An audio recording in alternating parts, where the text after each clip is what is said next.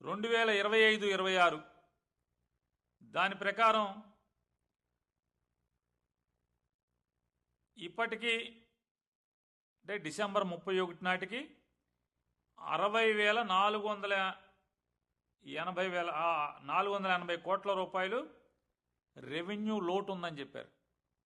కానీ మీరు కిందటేడాది ఏప్రిల్ 1వ తారీఖు ముందు బడ్జెట్ అంచనాలు తయారు చేసేప్పుడు ఏం చెప్పారు చంద్రబాబు నాయుడు గారు?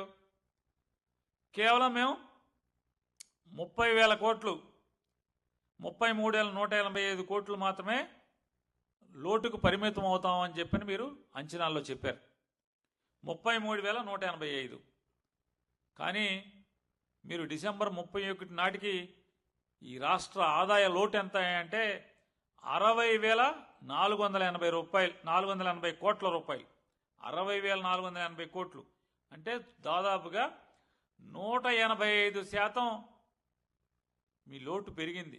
మీరు ఊహించిన లోటు కంటే పెరిగింది. ఇంకా 3 మాసాలు ఉంది.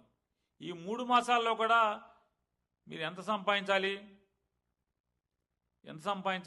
మీ లోటు పూడ్చాలంటే 90,000 కోట్లు సంపాదించాలి.